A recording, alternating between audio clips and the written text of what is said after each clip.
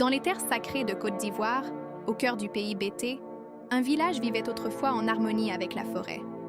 Mais l'ombre d'un sorcier grandissait, semant la peur et le désordre. Les arbres semblaient pleurer, les animaux se taisaient, et la vie elle-même s'étiolait sous son emprise maléfique. Le chef du village, le visage marqué par l'inquiétude, lança un appel désespéré. Qui oserait défier le maître des ténèbres? Une jeune femme s'avança, une guerrière, le corps athlétique dessiné par l'entraînement, les tresses serrées comme des lianes protectrices. Sur sa peau, des peintures tribales blanches racontaient la bravoure de ses ancêtres.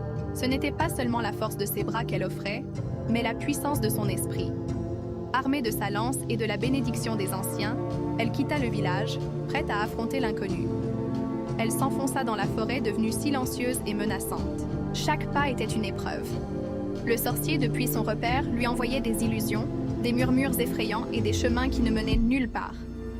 Mais la jeune guerrière ne se laissa pas tromper. Elle lisait les signes que la nature lui offrait, le vol d'un oiseau, la forme d'une feuille, le murmure du vent. Elle accomplit les rites anciens, honorant les esprits pour qu'ils guident sa route. Elle comprit que la force brute serait inutile. C'était un duel d'intelligence, un combat de volonté.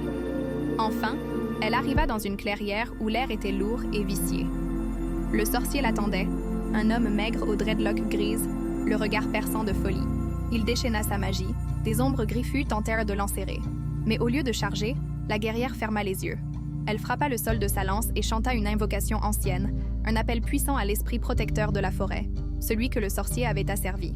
Une lueur verte éblouissante jaillit du sol.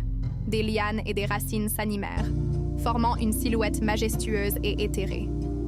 L'esprit de la forêt était libre. Il se tourna vers le sorcier, non avec colère, mais avec une immense tristesse. La magie noire se brisa comme du verre. Les talismans du sorcier tombèrent en poussière. Vaincu, il s'effondra, son pouvoir anéanti. La lumière revint, la forêt respira à nouveau. La jeune guerrière retourna au village, non pas en conquérante, mais en gardienne. Elle fut célébrée comme une héroïne, celle qui avait rappelé à tous que le vrai courage ne réside pas dans la violence, mais dans le respect des traditions et l'écoute de la nature. Son histoire est devenue une légende, un souffle d'espoir pour les générations à venir. Merci d'avoir voyagé avec nous dans ce conte Bété. Si cette histoire vous a touché, n'hésitez pas à laisser un pouce bleu, à partager et à vous abonner pour ne manquer aucune de nos prochaines aventures.